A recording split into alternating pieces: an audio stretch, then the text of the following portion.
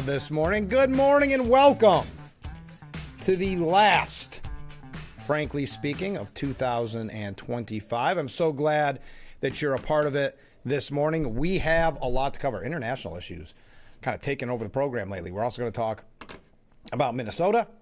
We're going to talk about New York. We're going to get to as much as we can. Now, no guests, as I said. This is that time of year where it's all the news, but I'm going to need you to do the heavy lifting. Boy, the angle looks weird, doesn't it? Does everybody's angle look weird out there that are watching it? It looks a little bit zoomed in. Let me know. It does on my TV here. If it does, I'll take a short break and we'll try to fix it. But if not, if it looks okay to everybody, then we'll run with it. Okay. All right. Let's get right to it. We got a lot of viewer comments to kick off the program with. We're going to talk about a lot of issues. All right, let's get right to it. I'm sorry. I'm just getting distracted by that because it doesn't really look that stretched normally. Normally, I can't see the logo. Let me fix this real quick. Correct me if I'm wrong, but we're gonna play just a second of the old, frankly speaking. Bear with me. I wanna get this all. No, good view here. Okay, people are saying good view. All right then. Okay, if the view looks good, we're gonna stick right with it. All right. Comments from viewers. Trump needs to go back. This is after yesterday. Well, it was during, remember, I had a couple of issues with the emails coming in late, or the text coming in late, excuse me. So these are from yesterday's program. Trump needs to go back to draining the swamp instead of scaring away his base. It's starting to look like his last final term when his momentum slowed. I'm feeling like he's playing towards the old left media CNN clones, when he needs to play with the Charlie Kirk type crowd more. Yes, the kind of the rally crowds. Because it was interesting when he held that rally a couple of weeks ago now. Boy, it was typical Trump, and I mean that in a good way. So, all right, thank you, everyone, for correcting me on the view. Okay, comment from a different viewer. Oh, we were talking about the styrofoam cooler ban that takes place in New York starting today. No, starting tomorrow, excuse me. Sometimes when I travel, I use a cardboard box lined with 2 garbage bags and frozen bottles of water, even gallon water jugs. It's almost completely recyclable and keeps all my stuff completely cold for 12 hours plus.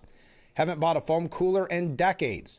I find mine works just as good as the plastic cooler if I need things cooler for 12 plus hours. I put plastic shopping bags from Pennsylvania between the 2 garbage bags. Isn't that sad? We have to go to Pennsylvania to get those, what we used to... Well, the grocery bags. Thank you for that little tip. Okay, comment from a different viewer. Good morning, Frank. Well, good morning. I'm getting a late start this morning. This was from yesterday's broadcast. And just catching up on this morning's broadcast. I would like to nominate Ken. What? Poor Ken. He's always getting nominated for things. Nominate Ken to watch The View when Marjorie Taylor Greene appears next, as he seems to have the intestinal fortitude to do so. And please thank him in advance. And, of course, report back. There you go, Ken. Your homework assignment for the new year. I'm not sure when Marjorie Taylor Greene is going to be on The View, but I know they said they booked her for another, this was a while ago, so maybe things have changed, but booked her for another guest appearance. We speculated. We talked a lot about Marjorie Taylor Greene yesterday. Not going to talk much about her this morning. Although I do have, like we did yesterday, some thought-provoking articles this morning. We'll get to that a little bit later on. But Marjorie Taylor Greene was the focus yesterday because she has fallen into that trap of wanting to be liked by the media, in my opinion, and you can correct me if you think differently, where she's always kind of been that person that liked the spotlight, and I think she just found a different way to find the spotlight and not be so... Well, before she got the spotlight for, in the media's mind, negative reasons for being a Trump supporter. Now she kind of likes the fawning praise from CNN, the New York Times piece that she did, that expose, if you will, and The View. All right. Mark writes in, good morning, Frank. Well, good morning, Mark. I don't think Tim Walz is going to sweep this under the rug. The media is hitting Minnesota pretty hard over this mishandling of funds. The media has been sending reporters to those so-called schools that aren't even open, no one to be found at them. Yeah, and in some instances, you see kids being shipped in just for a day. We're going to talk about that. And I agree with you. I don't think it's going to be completely swept under the rug. I don't know if he will get in any sort of trouble, unfortunately. You know how I feel about this, very often jaded. But it is interesting, to your point, Mark. So the mainstream media was not covering it. If they did, it was a blip. Because what was done, if people aren't familiar, there was a citizen journalist, someone that took this upon themselves to capture this, report on this, and do the news that the media should actually be doing. As, and his last name, Nick Shelley. As J.D. Vance said, Nick Shelley did more than any Pulitzer Prize winner of this year in actual reporting and actual journalism.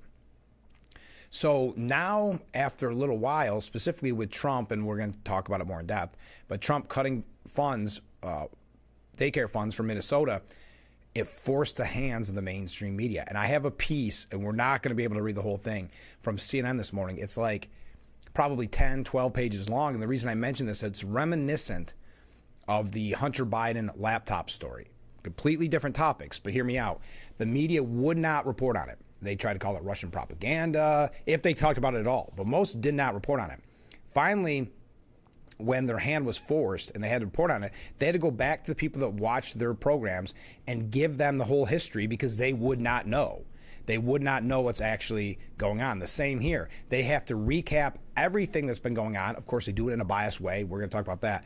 But they have to recap everything that's going on because they have not, specifically CNN, have not been reporting on this. And we had the numbers last week showing, I believe it was last week, showing how little, if at all, it was reported on, especially on, I mentioned it, CNN's website, nothing.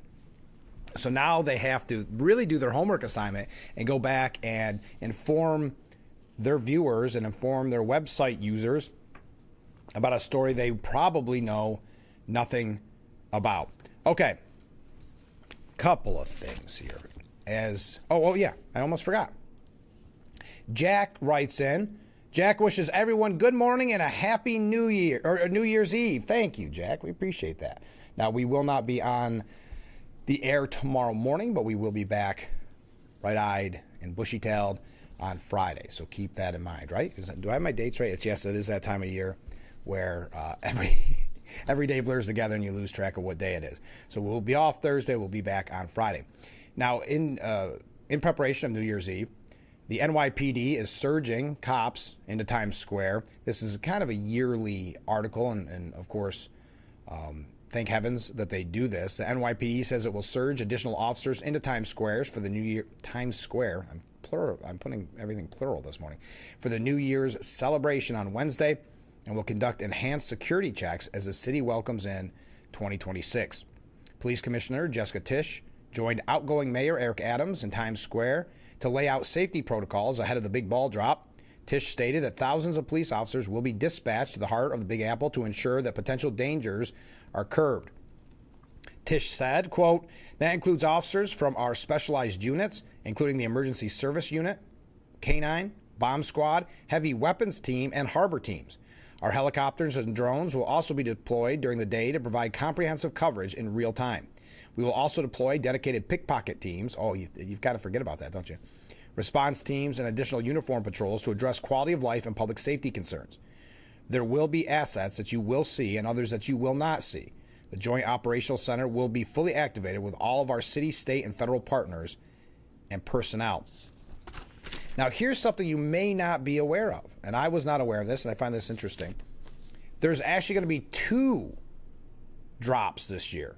The ball will drop twice in 2026. Why? Well, according to NBC New York, normally every year we see the ball drop right at midnight, and we all celebrate. In honor of the nation's upcoming 250th anniversary of when the Declaration of Independence was signed, the Times Square Alliance, which is a group that organizes the annual ball drop, decided it would be best to include a second one in the night. The Alliance has also been working with America 250, a nonpartisan body that Congress established all the way back in 2016 for the upcoming anniversary, to put the whole event together. According to America 250, the second ball drop will start at around 12:04 a.m., and unlike the first ball drop, this one will feature a red, white, and blue design. During the celebratory moment, New Yorkers will be covered with 2,000 pounds of red, white, and blue confetti. There will also be a pyro finale set to Ray Charles' rendition of America the Beautiful, according to their press release. The chair of America 250, Rosie Rios, said, "Our goal is to inspire all 350 million Americans to join in this moment to celebrate our country." I like this. I think this is a great idea. Tom Harris, the president of Times Square Alliance, added, every year in Times Square on New Year's Eve, we unite the crowds cheering in the streets with the millions of people around the country and the world to celebrate one of the most iconic moments together as one. It's perfect that this moment will be in partnership with America 250 and the very first moment of a year's worth of moments to celebrate our country's 250 great years. So keep an eye out on that. I'm not sure where the coverage will be, but we look forward to seeing that celebration of America as we enter into our 250th year. That's amazing. I like that these celebrations will be ongoing. Now, on a more sour note, this is where we start to get a little thought-provoking. Next segment, we'll talk international. A veteran jazz ensemble and a New York dance company have canceled events at the John F. Kennedy Center for the Performing Arts, the Kennedy Center, also known as the Trump Kennedy Center, after the fallout as one of the nation's preeminent arts center renamed itself to include President Trump. Now, the way this article has it, the jazz drummer Billy Hart said the decision was, quote, evidently, end quote, connected to President Trump's name being added to the arts center. Doug Verone and Dancers, a New York dance company, also said on Monday that it was canceling 2 performances in April that had been intended to celebrate its 40th anniversary. By pulling out of the event, Mr. Verone said they would lose about $40,000. Quote, it is financial. This goes to show you a little bit about Trump derangement syndrome. Quote, it is financially devastating but morally exhilarating, he said in an email. Richard Grinnell, the Kennedy Center's chairman, said in a statement that the artists canceled shows were far-left political activists and that they had been booked by previous leadership. Boycotting the arts to show your support boycotting the arts to show you support the arts is a form of derangement syndrome. Great point. After Mr. Reed canceled the Christmas Eve concert, Mr. Gorel called it classic intolerance and threatened a $1 million lawsuit. So performers canceling their concerts at the Kennedy Center, an upcoming one on New Year's Eve, I understand, because it is now called the Trump Kennedy Center. All right. But it doesn't sound like the drummer was all that happy, right? They canceled out because evidently the name change played a role, evidently. Sounds like his hand was forced. Maybe the band outnumbered him. Anyway, but it is, I think Grinnell makes a good point. Boycotting the arts to show you support the arts is a form of derangement syndrome. A lot of people calling this a political stunt to get their name on the map. There you go. All right, stay with us. We got to take our first break. We're going to go through some international issues quickly. I know we've got to talk about Minnesota. I do have some stories just to get your opinion on. Karl Rove, if you remember that name, has a piece out about kind of how Trump, his first year of his second term, is going. It's hard to believe it has not even been. I mean, we're about a month away, about 20 days away, 21, from it being one full year of the second Trump administration. I know I've said this numerous times on the program. I said it, I'm going to say it, with Mayor John Buckley from Hornell on his program called The Pulse on WLEA in Hornell this Saturday and Sunday at 1, that you forget about. There's things that you forgot about going way back. I mean, some major, something as simple as the Gulf of America. But the media made them all scandals or controversies at the time. But the Trump administration moves fast, and I don't think they were prepared. By the time the media and the left would come up with their talking points to attack Trump on one issue, he was already 3 issues away, moving on to other things. So it's been a remarkable year, if nothing else, for the speed and how much has been accomplished. But your thoughts? Thanks for joining us this morning on our last, frankly speaking, of 2025. Stay with us. We'll be right back after this.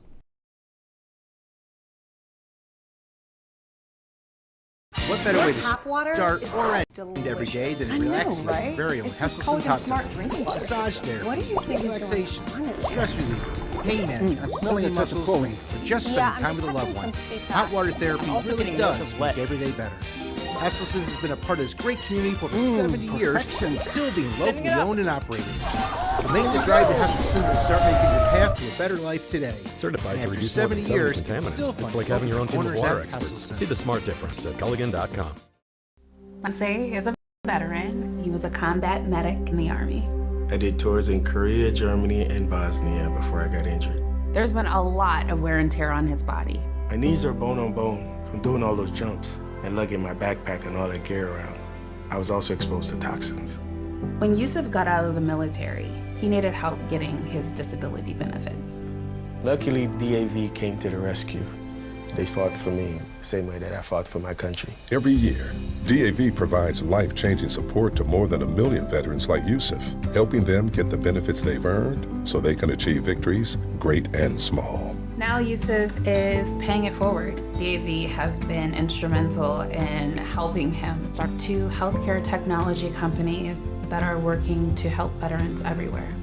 My victory is never giving up and finding more ways to serve. He's pretty amazing. Support more victories for veterans. Go to DAV.org. When winter hits the Twin Tiers, the road changes fast, and your tires should keep up. At Tire World, we're here to make sure you're ready for every snowy morning, icy curb, and late-night drive home. From all season to dedicated snow tires, our experts help you find the perfect fit for your car, your budget, and the way you drive. Fast service, trusted brands, and safety you can feel every mile. Don't wait for the first storm and roll into winter with confidence. Tire World of Corning, family service you can trust.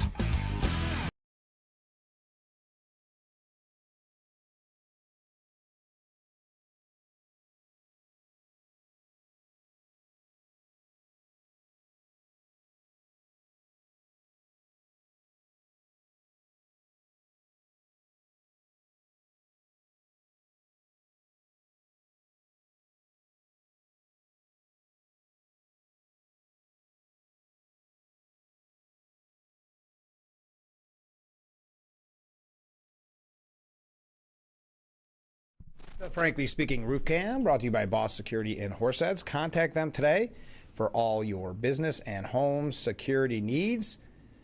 We are back. Oh, thank you. Okay. Thank you. Got a couple little technical issues. It's only appropriate to end 2025 with a little bit of that. Okay. International front. Taiwan has stayed on high alert, but the Chinese ships have pulled back after their massive drills. I'm sure you've seen the video of that now. Taiwan stayed on high alert after China staged the massive military drills around the island that has been called Justice Mission 2025. That was named by China. Taiwan keeping its emergency maritime response center running, according to the head of the island's Coast Guard. So that's just an update, quick update from yesterday's show. Now, Putin, so their Russian representatives are saying they're going to get Zelensky and kill him and parade him around in the streets, and they're getting very, you could tell, and I think Zelensky's right. This is lies coming from Putin to destroy, essentially, the peace deal. But as it's being said, the mood was cautiously optimistic after Zelensky met with Trump in Mar-a-Lago. Trump saying that the end of the war was closer than ever before. Then on cue, like always, Russian dictator Vladimir Putin chooses lies, hatred, and death instead. This is typical. This was not surprising. Putin claimed that the Ukrainians had launched drones to kill him at one of his many extravagant residences. Because of this, the Russians had no choice but to be more rigid in negotiations, according to the Kremlin spokesperson, Dmitry Peskov. It's rich that Putin, who has waged a brutal war for nearly 4 years, believes that any violence in his vicinity merits special outrage. After all, Russia launched 131 drones on Christmas at Kiev and other cities, killing 7 civilians. The Kremlin specifically targets apartment buildings and power plants to punish the ordinary people of Ukraine. The Russians kidnap children. They torture and execute prisoners. Further, Moscow has tried repeatedly to assassinate Zelensky. Any attack on Putin is more than justified, according to the New York Post editorial board. The drone strike likely never happened. That's the problem. Zelensky has denied it. Peskov said the Russians could provide no evidence and urged the press to take the Kremlin's word for it. And I know it was being reported by some media outlets that Trump had taken a call from Putin and was shocked by the announcement that when Putin said that his residence was attacked. But all it takes is, waiting a little bit to realize, wait a minute, this is typical of Putin. This is typical of Russia. And they're not providing evidence, but saying, take Moscow's word at it. No, we won't. Putin's entire war is a lie, a special military operation to denazify a country that isn't run by Nazis. In this case, common sense points to an invented or embellished narrative to give Russia an excuse to reject Trump's progress. Just as he did in Alaska, Putin was offered peace and instead spat in America's eye. Vladimir Putin is not an honest broker who can see reason, nor a business opportunity to be unlocked. Look beyond Ukraine. Russia has long supported Iran, and this week launched 3 communication satellites for the Islamic regime. It urged restraint as Trump threatened to bomb Iran's nuclear facilities again. Putin backs the corrupt, drug-smuggling Nicolas Maduro regime in Venezuela and opposes Trump's operations there. And a recent report found that a shadow fleet Russian freighter that sank off Spain last year was likely smuggling nuclear parts to North Korea. Across the world, Russia is opposing Trump's agenda. The answer should not be more concessions, but a bigger stick. Kiev has done its part. The onus should be on Putin to step up or face more stringent sanctions and more deadly weapons in Ukraine. Despite his defiance, Putin's actions smack of deteriorating internal situations. His economy is stagnating. Propaganda is flailing as soldiers return with missing limbs. His victory is neither imminent nor inevitable. Spare us the crocodile tears and turn up the heat. I couldn't agree more. He has not waged an effective war. He should be embarrassed. And now, of course, we should never be surprised when all of a sudden there's this reason to end the peace deal and get right back at the war. It's typical. Robert Magnus said we need to face the truth about Putin if we want lasting peace in Ukraine, saying peace remains possible, but only if we abandon the comforting fiction that Vladimir Putin can be satisfied with half measures and build an agreement that makes renewed aggression unmistakably costly. Now, also, we saw, how late am I? I am going to be late this morning. We got a lot of waves coming. Thank you, everybody. Now, if I did a show tomorrow after the New Year's Eve celebration, how many waves would I be getting? No, I hope everybody has fun tonight. But I'm not doing a show tomorrow. Trump strikes with the CIA carrying out the drone strike on Venezuela, the drug port, and the first U.S. land strike on Trump, as Trump piles pressure on Maduro. Now, Stephen Collinson took this as an opportunity from CNN, and we've got a lot of CNN updates this morning, saying the CIA strike brings Trump closer to grave New Year decision on Venezuela. President Trump has thrust the country into a significant new phase in his showdown with Venezuela with a CIA strike on a port facility. But as he approaches grave new decisions on even greater escalation, his team has not yet spelled out a clear, consistent public rationale for his actions, nor has it prepared the country for what might come next.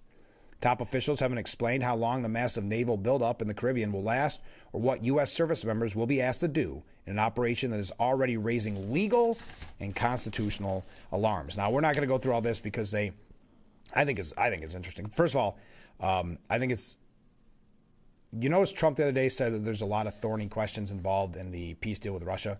Now, thorny questions, which I haven't heard in quite some time, comes up in Stephen Collinson's piece. Not as a quote, but as this has raised a lot of thorny questions.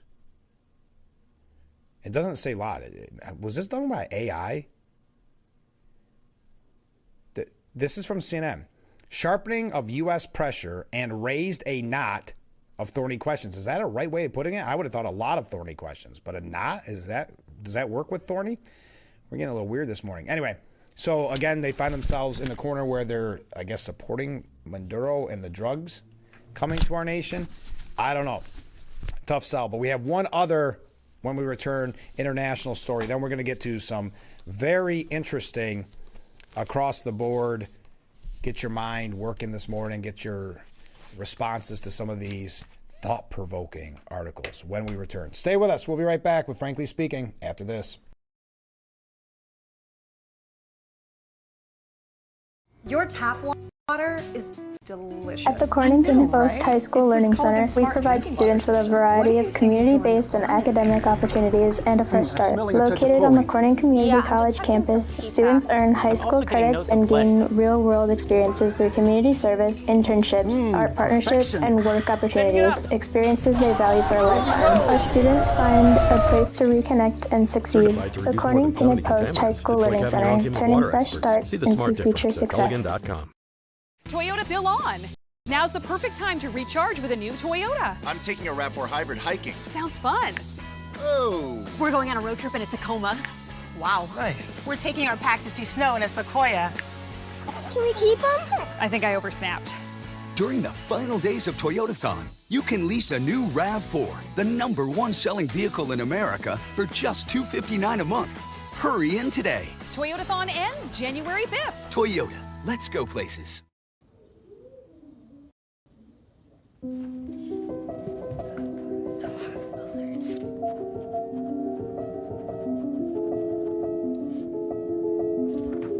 Can you help me?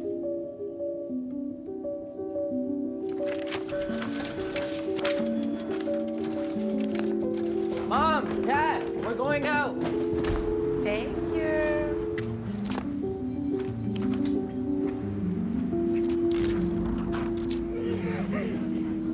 Oh, look, they're playing chess. What you got there? Will you help my mom? She's real sick, huh? Hey, crew, I'll give the first move to anyone who signs up to be an organ donor. How do you do it? Easy. Just go to organdonor.gov. You heard them, organdonor.gov. More donors means more hope. Sign up at organdonor.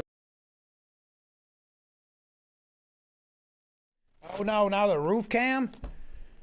Well, I'm looking forward to 2026. It needs to just be restarted. But we still thank our friends at Boss Security and Horseheads for bringing us the normal roof cam view. By golly, a couple minor issues this morning. So protests, this is going to get interesting. Protests are erupting in Iran over the nation's tanking economy. Kind of the people have reached their point of explosion with the regime and the new regime leaders. Protesters led by traders and shopkeepers flared up in Tehran and other cities yesterday, with students from several universities joining in the heated rallies by Tuesday. The country has faced a double whammy of a crippling currency and sky-high inflation, a predicament that can't be ignored by top Iranian officials, according to experts. These days, even hanging out with friends feels restricted, as we're constantly calculating, like human calculators, whether we can squeeze in the cost of a simple coffee, said sales manager Omid. Speaking with the New York Times, the value of his monthly income has fallen from the equivalent of $300 per month to $200 per month in the span of 2 months. And they go through some individual examples of this. And then you have Netanyahu, just to add to Iran's plate. Benjamin Netanyahu warned yesterday that all bets are off if Iran threatens to resume attacks against the Jewish state. They have to choose, he said. Look, we don't seek escalation. I hope they don't. But if they do, all bets are off. So the people of Iran must be looking at this as obviously inflation, the value of money is plummeting, and they struggling to get by, and then they see this constant escalation, the constant talk of nuclear weapons. Benem Ben Tilblu writes, Iranians have once again taken to the streets in defiance of their Islamist and authoritarian government. What began as demonstrations triggered by economic grievances quickly spiral into wholesale political protests against the Islamic Republic itself. Anti-regime slogans have echoed through multiple cities, with Iranians bravely risking life and limb to tell the world they refuse to bend to tyranny. This marks the first major multi-day, multi-city national uprising since the 12-day war in June against Israel and the U.S. that devastated the regime's military capabilities and regional proxy networks. While that conflict left Tehran weaker than ever against armed adversaries abroad, at home the regime has relied on a calculated cocktail, permitting limited social openings like public concerts and selective hijab enforcement, coupled with brutal repression of political dissent. Yet here's what policymakers in Washington need to understand. The question isn't whether these protests are different this time. It's a remarkable consistency that should be setting off alarm bells. Since December of 2017, Iran has witnessed a sustained pattern of nationwide uprisings, signaling a fundamental shift away from gradual reform towards demands for the Islamic Republic's complete dismantle. This escalated in November of 2019 when the regime massacred more than 1,500 Iranians after protesters were triggered by a fuel price hike. These nationwide uprisings reached a historic high in 2022 and 2023 during the Women, Life, Freedom movement. Between these major eruptions, labor protests, strikes, and acts of civil disobedience have kept the momentum alive. The current protests fit this pattern perfectly. They are triggered by non-political issues, but sustained by profound anti-regime political grievances. And we can go on and on here. But the Islamic Republic is hemorrhaging legitimacy while desperately trying to project strength through ballistic missiles and nuclear brinksmanship. Washington must stop treating Iranian protests as isolated incidents and recognize them as a sustained revolutionary movement that deserves strategic American backing. Your thoughts on that? I know we're going through a lot of international stories, but I'm doing good. One last thing on international, because we mentioned Israel. Did you see Scott Jennings at CNN get in the heated match with co-host Emma Vigeland, where Vigeland suggested and went on and on that it was a genocide in Gaza, saying, I do think that the kind of elephant in the room here is the United States completely losing, and the Biden administration is immensely complicit in this as well, moral standing throughout the world due to our complicity in the genocide in Gaza, which has made it very difficult for us to speak to Ukrainian sovereignty and having a bully like the Russian government invading their sovereign territory. She went on and on and on and on and on. Jennings finally jumped in, where host Abby Phillips said, we just don't have time. Jennings yells, we have time for the anti-Israel propaganda. Unbelievable. Honestly, I don't understand. Israel's our ally. Not a single word in your speech for the atrocities that were committed on October the 7th. Not a single word for the idea that Israel has every right to defend itself. Not a single word for the fact that Hamas right now is killing people inside of Gaza, their own people.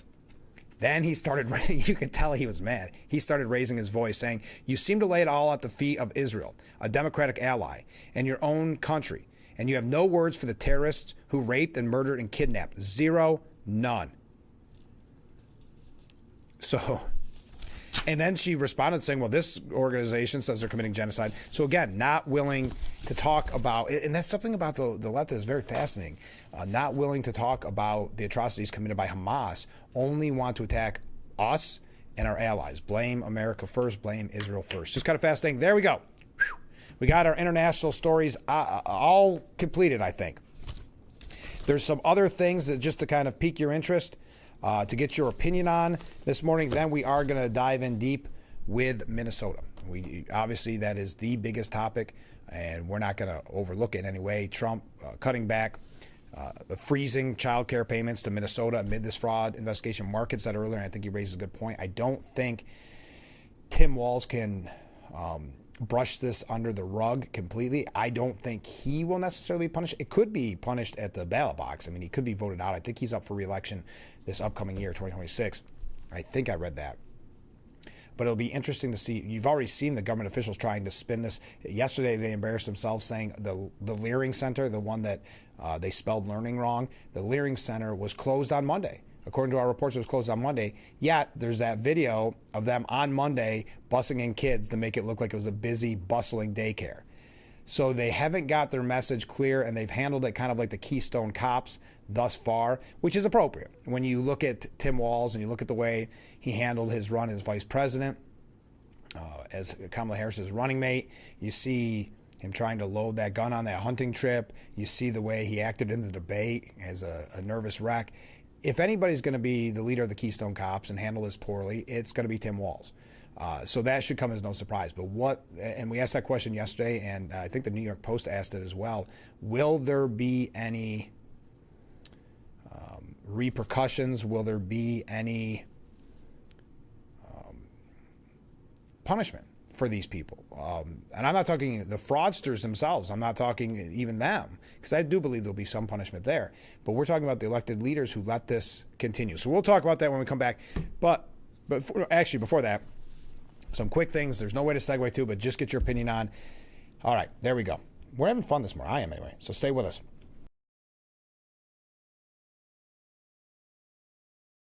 I moved from Dallas to Los Angeles all by myself. The order of things I wanted to set up was internet, water, then power. I needed to take a shower, but I really did need the internet for work and to watch my shows. That's kind of a crazy thing to admit in front of a camera. Pretend I didn't say that. I got to Spectrum. I was so relieved that I was getting the best bang for my buck. It was a huge weight taken off of my shoulders. Real customers, real savings. To see how much you can save, visit spectrum.com/save.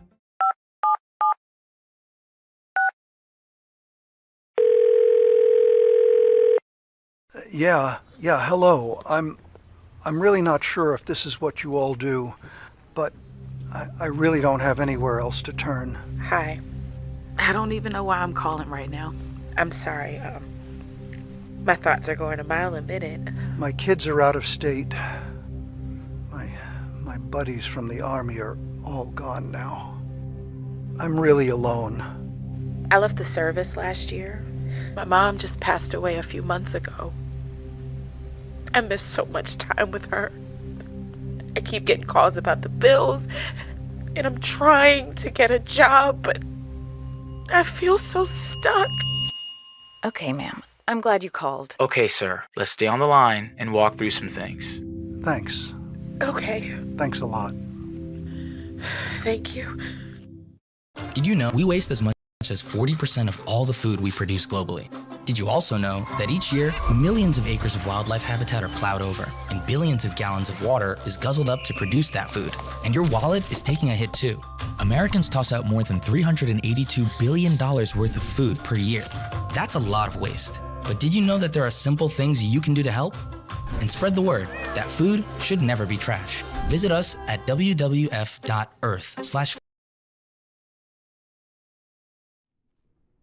Yes, the Frankly Speaking roof cam is down. I'll have to restart it, and that is not a job to be done live right now. So sorry you don't get your normal beautiful view of historic Market Street here in Corning, but we thank Boss Security and Horseheads for bringing that view normally, because we've had some amazing, especially with how much snow we've got, we've had some really beautiful pictures of historic Gaffer District. Okay, Karl Rove. This comes off the heel of yesterday talking about Marjorie Taylor Greene. Karl Rove says the good and bad and ugly of 2025. Terrorists are weaker and the border is secure, but chaos and conspiracy theories are spreading. I don't want to go into too much of this. If you remember, Karl Rove was instrumental in getting George W. Bush elected. He said America isn't involved in any major wars. The war in Gaza is ground to a halt. Hamas and Hezbollah and other Iranian-backed terror groups are significantly weaker. It goes on and on. So he does say some very positive things about President Trump. Because we've got, I don't think this is anything too shocking that when I say this, President Trump, a very different president than George W. Bush. This year has had its share of bizarre developments.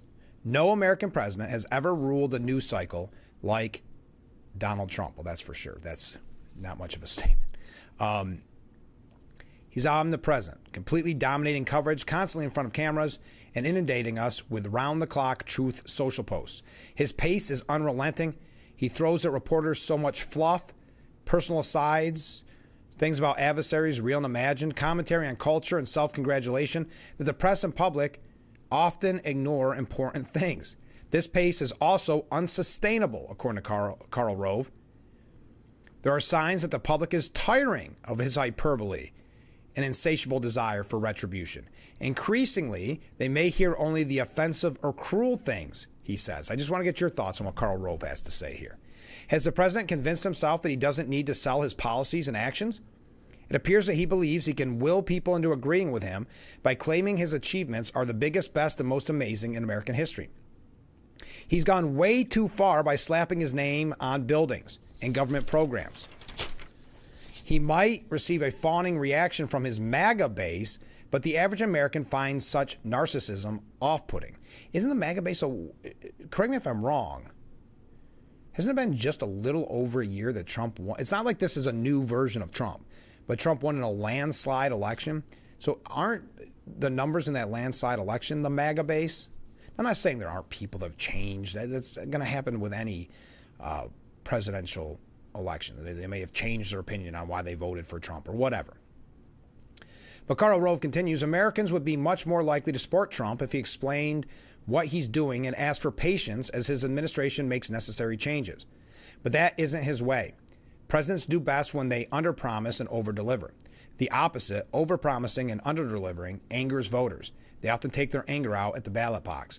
And then, of course, he goes through and talks about some of the things, some of the problems with like Epstein, and then he talks about Robert F. Kennedy and COVID and vaccines.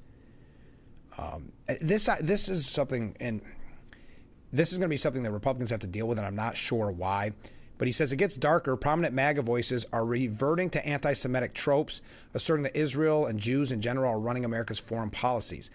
This is going to be a major problem because the media is, and I don't know these people that they're talking about, but the media are claiming they're MAGA influencers and conservative influencers. And so they're going to run with this.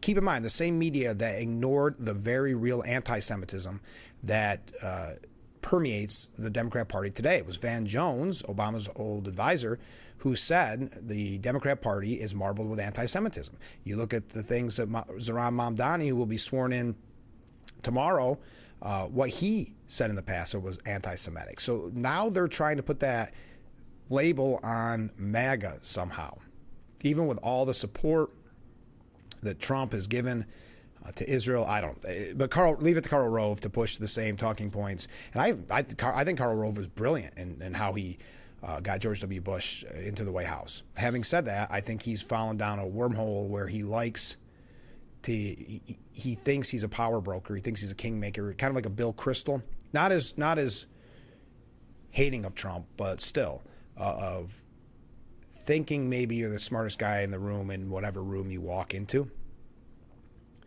Other happenings signal that significant changes may be on the horizon. MAGA is engaged in warfare, in internal warfare, with different people who claim to represent and lead the movement. Populists and traditional conservatives are increasing the odds over important policy issues. Yeah. I spent way too much time on this. I apologize. But he said, in many ways, our nation's public life seems overwhelming. Mutual contempt defines much of our politics. We're confused and exhausted. We have to get our act together. Now the coming year plays out will have enormous, long-lasting consequences. We all have to work to do rebuilding trust and restoring civility. Because we're Americans, I'm betting we'll get it done. We always have. Happy New Year. Now get to it. That's Karl Rove. I guess. Whatever you think about Karl Rove. I mean, remember the night, was it that Romney lost? Where he was going late into the night when it was already declared that Obama won, and he's still with his magic marker board saying that, no, Romney's going to win. I don't know. I'm not trying to demean Karl Rove, but I did want to mention that. A couple other, and I'm just reading these to get your opinion. So the DOJ is reviewing more than 5 million pages of documents in the Epstein files. They've already missed the deadline. 5 million, 5.2 million if you want me to be exact. Wow. And it may take until late January to complete the review. Yeah, this is one of those darned if you do, darned if you don't, because if they rush the release of these 5.2 million documents, the media will look for anything that wasn't properly redacted, and I don't mean calling out somebody, I mean victims, photos and things like that. They'll try to look for that error to attack the Department of Justice. So this is a really tough situation. But the reason I bring this up is, if you remember last week, I perhaps spent a little too much time on that Vanity Fair piece with Susie Wiles, wondering why she agreed to it. She's a very brilliant person. We know that. But why take that Vanity Fair hit piece? And we saw it just with the photos where they went very nasty with the photos. And then, of course, the scandalous talking points, to me, weren't what she said in private conversation, to me, wasn't that scandalous or really that outrageous. But one thing that the Democrats are latching onto is that she had said at one point that she read the Epstein files and that Trump's name was in the files. Well, now Dick Durbin, the ranking member of the Judiciary Committee, and Senator Sheldon Whitehouse sent Trump's chief of staff, Susie Wiles, a letter asking her to explain how she knew certain details of Trump's relationship with convicted sex criminal Jeffrey Epstein. Wiles made several comments to Vanity Fair in an explosive profile earlier this month, including verifying that Trump was on Epstein's plane, something Trump had denied in recent past. So in their letter to Wiles, they said, in a recent Vanity Fair profile, you said you had read the Epstein files and that President Trump is in the files, was on Epstein's plane, and is on the manifest. Please be kind enough to explain when and where and under what authority you gained access to that material, as requested below. It'd be good to have your response to the following questions by January 5th. These are the questions. What were the materials in the Epstein file you referred to? Had the material in the file you reviewed been presented to a grand jury? When did you first gain access to the Epstein files, and what was the schedule of your review of it? For what purpose did you gain access to the information? Did you share with President Trump any information contained in the file you reviewed? And finally, please describe your role in any process related to the review, redaction, withholding, or release of material in the Epstein file, including any processes involved the Department of Justice or Federal Bureau of Investigation. So talk about this as the quote-unquote gift that keeps on giving. This is why conservatives need to learn the lesson that you don't talk with places like Vanity Fair that want to paint you as evil. So she says that in a passing comment. They put it in. Wasn't even one of the things really, I guess it was focused on pretty much from the article, but now they're using it against her. So this is, again, I think a very important learning lesson when it comes to the most transparent administration in perhaps history. Why do you need to do these, not off the record, but kind of off the cuff interviews with Vanity Fair, who has a history of proving they hate MAGA and they hate the Trump administration? Don't understand it.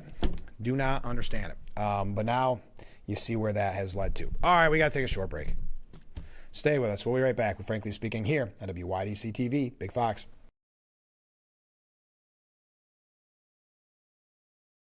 Your tap water is delicious. I know, right? It's this Culligan Smart drinking water system. What do you think is going on in there? I'm smelling a touch of chlorine. Yeah, I'm detecting some PFAS. I'm also getting notes of lead. Perfection. Sending it up. Here we go. Certified to reduce more than 70 contaminants. It's like having your own team of water experts. See the smart difference at Culligan.com. We are the keepers of the wild, America's original and most invested conservationists. For more than 80 years, we've been committed to conserving wildlife and the natural landscapes that define our nation. From rugged alpine ridgelines to peaceful tall grass prairies, we've supported the conservation of more than 36 million acres of American wildlands. Our funding has led to cleaner water, fresher air, and improved wildlife habitat. From abundant fish and waterfowl populations to robust deer and elk herds, nothing is more important than maintaining wild spaces for adventurers to explore and wildlife to thrive. We are America's hunters and target shooters, stewards of the American outdoors.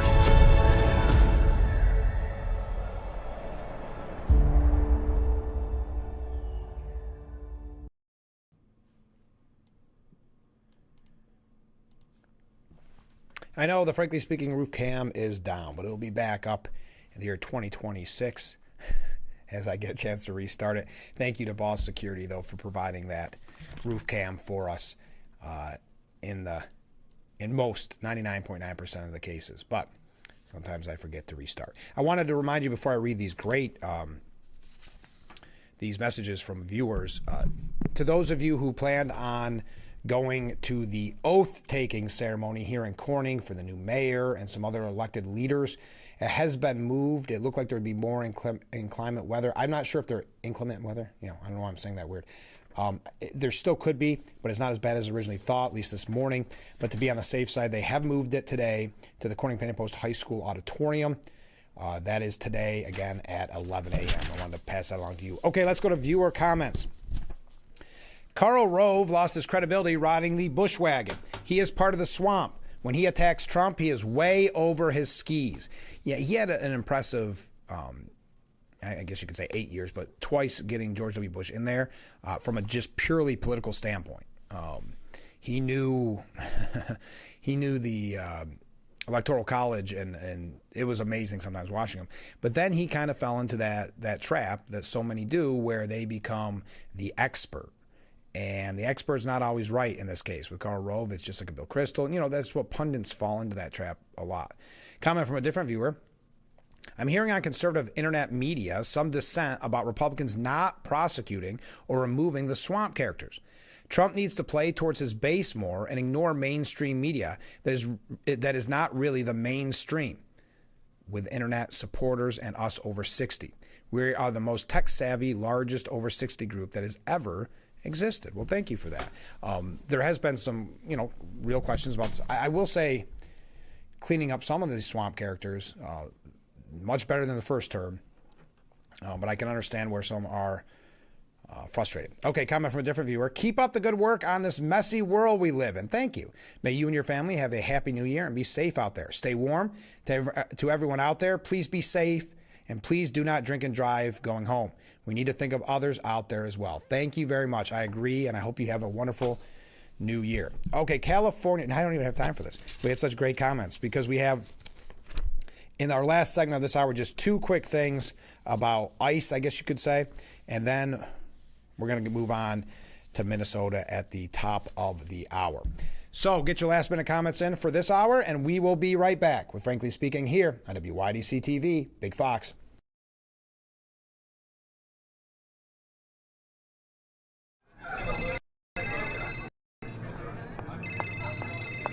Hello? Hi. Where are you guys? Thanksgiving dinner's almost on the table. What? No, that can't be right. I just saw them last night. A drunk driver? But no, I just saw them. They're gone? They're gone.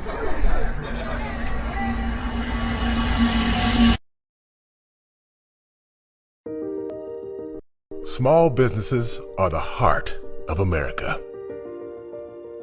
Like you, these entrepreneurs started out with a dream and the drive to build a better life. If you have a small business idea to grow or challenge to face, you don't have to go it alone. Since 1964, SCORE has helped millions of entrepreneurs build their businesses. Today, they are the nation's largest nonprofit source of expert mentoring, resources, and education. Whether you're starting out, building back, or have worked at it for years, SCORE will match you with specialized mentors. Our thousands of volunteers provide the guidance and connections you need for free. Your success is waiting. SCORE is ready to help. Find a mentor today at SCORE.org.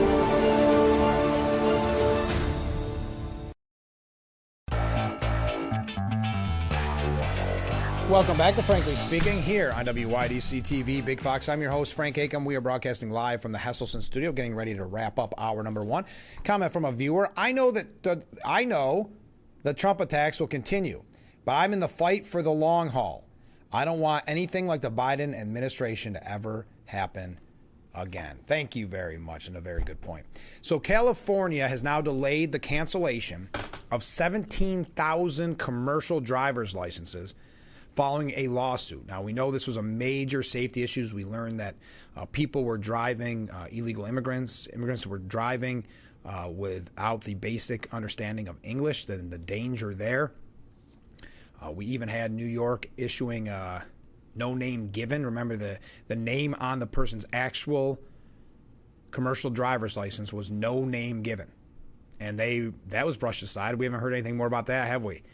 But a week after immigrant groups filed a lawsuit, California said it will delay the revocation of 17,000 commercial driver's licenses until March to allow more time to ensure that truckers and bus drivers who legally qualify for the license can keep them. California decided to revoke the licenses after Transportation Secretary Sean Duffy pressured the state to make sure immigrants who are in the country illegally aren't granted the licenses. The Transportation Department has been prioritizing the issue ever since a truck driver who was not authorized to be in the U.S. made an illegal U-turn and caused a crash in Florida that killed 3 people back in August. Duffy didn't immediately comment on the delay. I think he may have. So this came out late last night, and I think I might have forgot to print it out. But I think Duffy did make some comment to this. But I'm not going to be able to find it live on the air. If I do find that, I will let you know. But I'm sure it will not go unanswered. But I mentioned this. Oh, there we go. I knew I found it. Duffy now says California does not have an extension on the deadline to cancel foreign nationals' truckers' licenses. So California announces this delay because of a lawsuit. And then Sean Duffy comes out and says California Governor Gavin Newsom is lying. The deadline to revoke illegally issued unvetted foreign trucker licenses is still January the 5th. California does not have an extension to keep breaking the law and putting Americans at risk on the road. Miss the deadline, Gavin, and the U.S. DOT will act, including cutting nearly $160 million in federal funding. Wow. Now, again, the justification by the California DMV is that its 60-day delay is by the arguing that it needs more time to ensure that it does not wrongfully terminate licenses for drivers who qualify legally. But Duffy's saying, try it, Gavin. Whew. Not pulling any punches. Well, you know, Gavin Newsom, we're told constantly by the mainstream media, he's the front runner in the Democrat Party to be their presidential candidate in 2028. Told over and over again. Well, he is term limited, and one of the people that is going to run for term limited for California governor, one of the people running for governor is Eric Swalwell. Now, in my humble opinion, Eric Swalwell has embarrassed himself numerous times throughout his career. I think he's someone that's very kind of full of himself and has this delusion of grandeur. Well, I'm not suggesting he may not win the darn thing. I'm just saying, to me, he sometimes gets a little too big for his britches, whether it's attacking Greg Gutfeld, whether if you've never watched that hearing where he tries to go after Ben Shapiro, and Ben Shapiro destroys him. It's one of those ones that when it pops up, on your feed or whatever you want to call it, I sometimes just watch it because it gets you worked up. Shapiro did such a great job against Swalwell. Well, and I could give you other examples of Swalwell, even going back. I'm not going to get to it because people are eating breakfast and things like that. When he first ran for, was it for president? I think he ran for. There was an unfortunate noise in the background that during an interview, and some speculated what that noise was that he was or his body was making.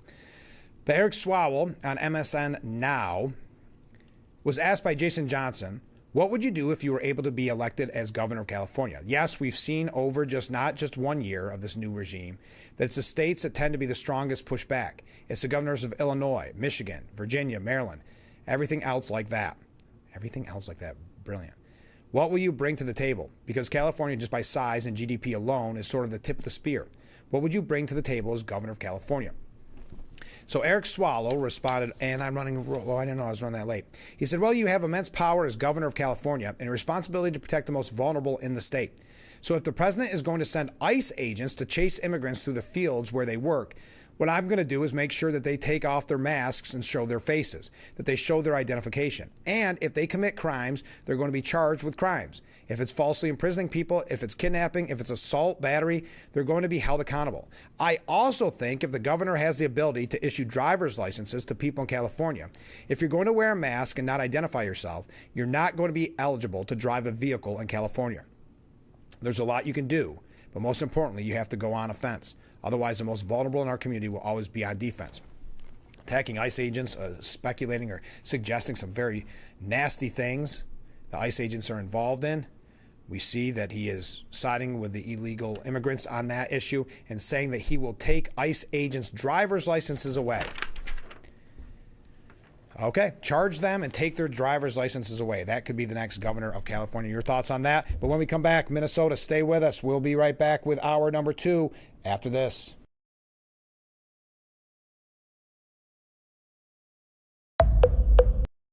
You lather, rinse, moisturize, repeat, and repeat.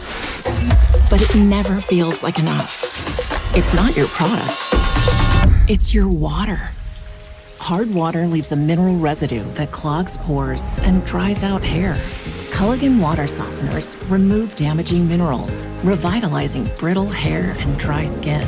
Upgrade your shower and skincare routine with Culligan, water you love.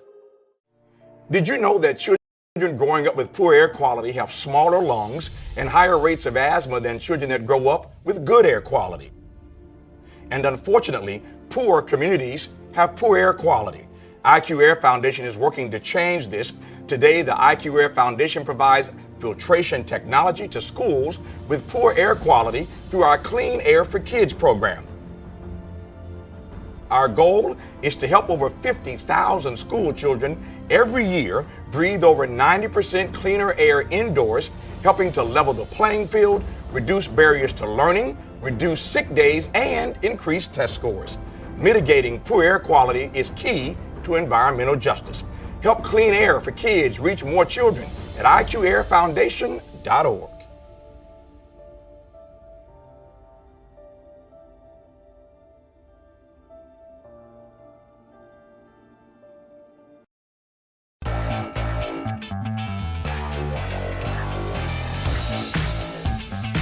And we welcome you back to the last, frankly speaking, of 2025 as we get ready to celebrate the new year. Thank you so much for joining us, and I hope everybody has a fun, safe New Year's Eve, and that you'll join me again on Friday. We will have tomorrow off, but we'll join me again on Friday as we have, I'm sure, a lot to talk about. We are going to discuss Minnesota. We have New York State updates to get to as well in this hour.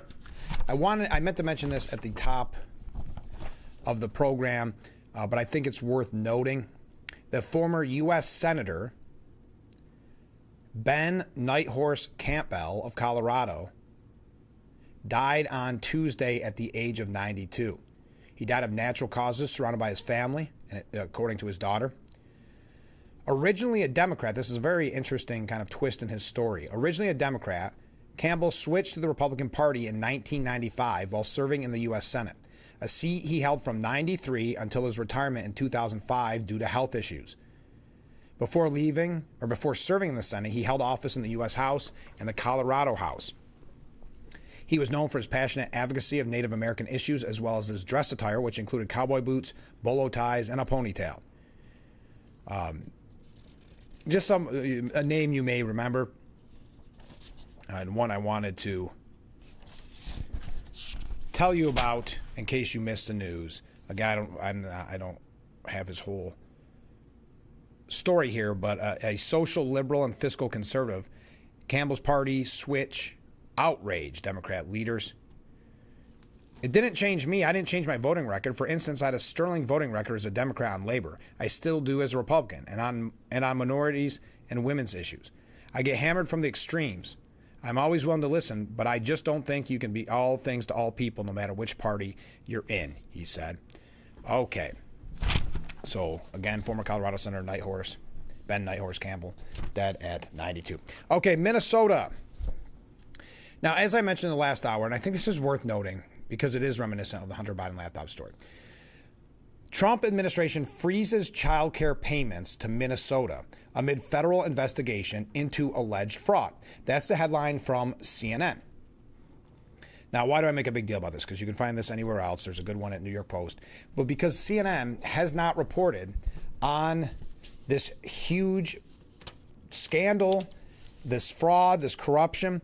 This is, I'm guessing, probably about 12, 15 pages where they have to go and give you the whole history. Because if you are a viewer of CNN, you were not getting this news. What some are saying, $9 billion in fraud, you would not have been getting this news. So they have to now sheepishly go back and tell their viewers, oh, you probably don't know about this. So here you go. Here's the whole story. The reason I say it reminds me of Hunter Biden, the same thing happened with Hunter Biden. They were never telling their viewers, and it's not just CNN, it's most of the mainstream media. They were never telling their viewers, so they now have to, embarrassingly so, just shows you how bad their journalism's quote-unquote skills are. They now have to go back and tell you the whole story from day one because their hand was caught in the cookie jar, not reporting on it. That's why so much credit goes to the citizen journalist, the real journalist, Nick Shirley, just 23 years old, who dove deep into this fraud. Because if it weren't for people like him, this would still not be known. This would still not be a national issue. But let's see what CNN had to say, because it'll be interesting to see how they twist it. I'm not going to read all pages, don't worry. The U.S. Department of Health and Human Services said it has frozen all child care payments to the state of Minnesota as the FBI and Department of Homeland Security investigate allegations of fraud, including at child care centers, and the latest show of federal force in the state, home to the country's largest Somali population.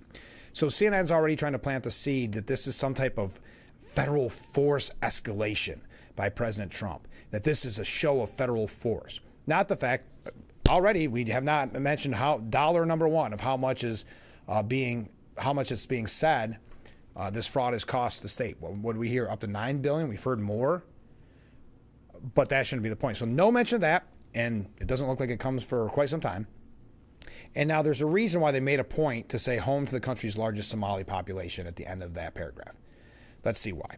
Deputy Secretary of HHS Jim O'Neill announced the funding freeze yesterday, weeks after ICE launched operations in the Minneapolis-St. Paul area to specifically target undocumented Somali immigrants, precipitated by revelations about widespread fraud against the state, as well as President Donald Trump's comments that he doesn't want Somalis in the country. So that's part two. Yet to hear, other than alleged fraud, we have not heard any money amount mentioned.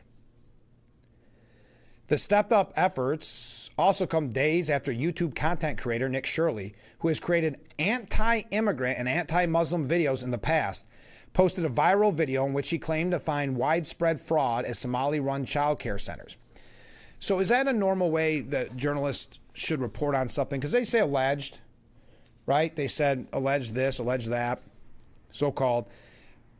But now Nick Shirley, and this is the same thing that happened to James O'Keefe and others, who has created anti-immigrant and anti-Muslim. So they are trying to paint a negative or label him kind of with a negative broad brush already.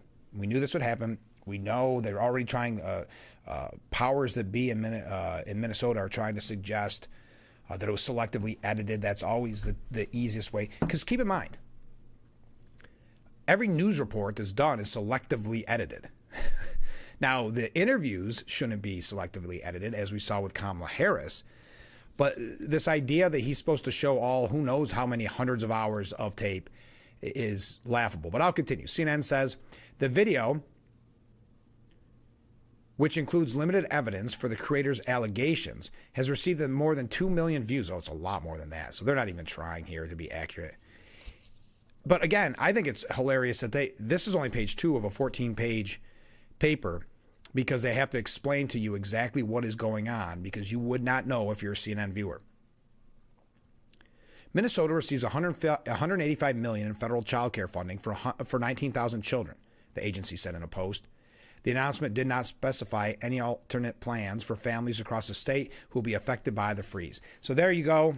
To Ken's point, if Ken is watching, he mentioned it yesterday. The mainstream media, CNN in this case, is now going to try to paint Trump as the bad guy, because as we say here, I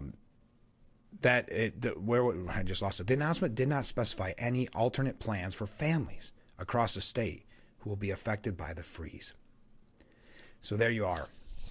So now this is a negative on Trump, hurting families. Now on Tuesday, Shirley told CNN's Whitney Wild he's 100% sure the allegations in his video are true. A man whose research was featured in the video told CNN he obtained all the information from publicly available websites and that it was not given to him by Republican politicians. CNN is looking into Shirley's claims. Well, so you're looking into Shirley's claims about the information, but you're not willing to look into the fraud and corruption until yesterday, 7 hours ago, when that was posted. Well, updated 7 hours ago. Thank you, CNN. Thank you, CNN, for looking into Shirley's claims. Make sure you look at the real bad guy here, the citizen journalist that actually did the job you should have been doing. That's who you have to go after. And also, thank you for making it look as if Trump doesn't care about child care in Minnesota, when, again, there's not been any mention of how much money. We've heard of billions of dollars. One law enforcement official told CNN the buildup of DHS agents in Minneapolis on Monday, including visits to some 30 businesses, was due in part to the video. We don't have to go. Oh, right here. Small Business Administration head Kelly Loeffler announced Monday that agency funding in Minnesota would be suspended to investigate $430 million in suspected PPP fraud across the state. She did not say whether that investigation into the COVID-era Paycheck Protection Program involved any businesses seen in Shirley's videos. Why are they combining the two then? So they go through and talk about, and I knew I should have done this because this is the kind of thing that just gets my blood boiling. And what else do we expect from a CNN? They don't report on it, and now when they finally do, it's to attack the messenger, Nick Shirley. It's to suggest that Trump is taking away some type of child care from families, needy families. Here's what we know about the investigation and the viral videos. So now they're finally reporting on it. And now they have to give the whole history. I know I keep belaboring that point, but now they have to give the whole history because they could not do the job that Mr. Shirley did, which is actually do honest reporting. But I kind of do. I'm a glutton for punishment in a bit because I wanted to mention a little bit of what they said. What officials called a surge of federal resources follows a viral YouTube video by Shirley, a 23-year-old self-styled independent journalist who posts content on social media with a conservative bent. In the video posted, Shirley visits and tries to enter several child care centers in Minnesota he suggests are not actually operational, although he claims are receiving government funding through the state's Child Care Assistance Program, which provides child care funds for low-income families. Shirley does not specify the days when he visited most of the centers, which he claimed were Somali-run, saying only he visited one at midday. CNN is looking into the centers identified in the video and has reached out to several of them. Why didn't you do this before? How many times can CNN continue to embarrass themselves by saying they are looking into it? Why didn't you do this to begin with? Why did you force the hand of a 23-year-old self-styled independent journalist? Why weren't you looking into this fraud and corruption?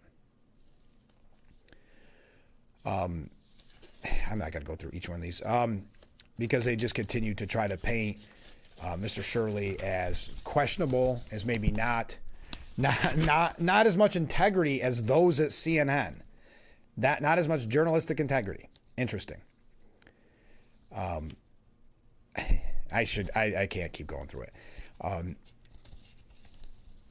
It's not unusual. Listen to this.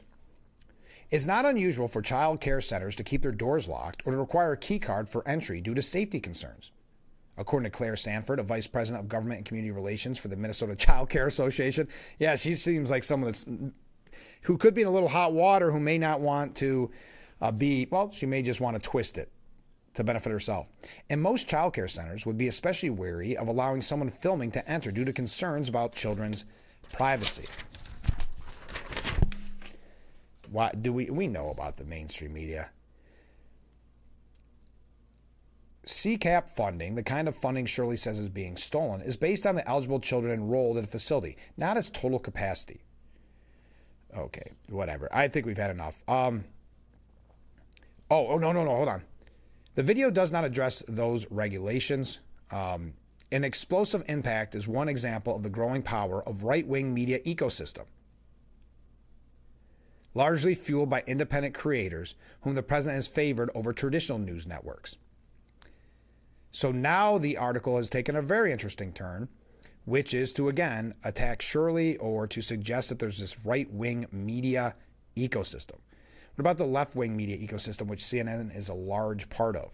Shirley was invited to speak with Trump at the White House in October, part of a roundtable discussion on Antifa with other conservative online creators. He previously filmed a video at the Capitol attack on January 6, 2021, a look at deported migrant scammers in New York City, and an interview with Attorney General Pam Bondi. Whitney Phillips, an associate professor of information politics and media politics at the University of Oregon, says she has had a hard time imagining the FBI or any government agency under Trump surging resources to a particular area if a left-leaning independent journalist made a similar kind of accusations. That seems like a fair professor at the University of Oregon, doesn't it? I know. Don't get worked up on CNN. I know. I knew I was going to get that. But it's a larger picture. It's not just CNN. This is the mainstream media in general, and it has to be discussed, because if we ignore it, now granted, CNN, you can make the argument that most of their viewers are in airport lounges because that's where most of CNN is viewed, because most people are watching at home. But when you have a major story like this, and then they try to twist it to look like the heroes because now they're investigating it, and then they attack the messenger, it's something we have to keep in mind, especially when it comes to the coverage we've seen of Trump this first year and what to expect with the midterm election coming up. Now, as I said, though, that story got out of hand, but Trump administration did freeze all child care payments to Minnesota after the massive fraud allegations, saying we have turned off the money. Spigot. Why did I hesitate on that? I was looking for $185 million. That's what it was looking for. Okay. Anyway, we got to take a break. You're right. Moving on. But we're still going to talk about Minnesota. That will continue. I do have some New York State updates as well. Stay with us. This is Frankly Speaking here on WYDC TV. Big Fox.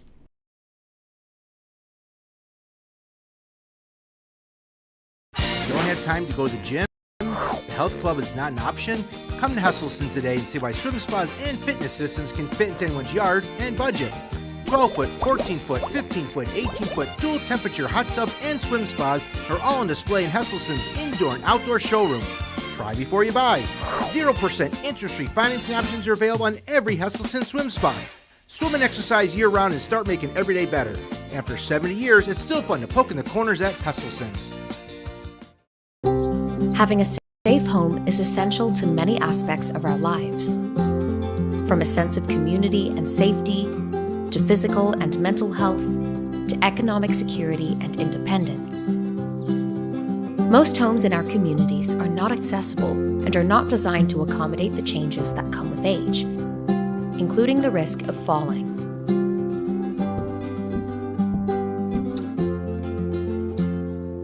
The Older Adults Home Modification Program helps reduce the risk of falls, improves safety, and increases accessibility and independence. Through this program, Rebuilding Together works with older adults to provide no-cost preventative home repairs so our neighbors can safely age in place in the homes and communities they love. To learn more, visit rebuildingtogether.org/safeathome.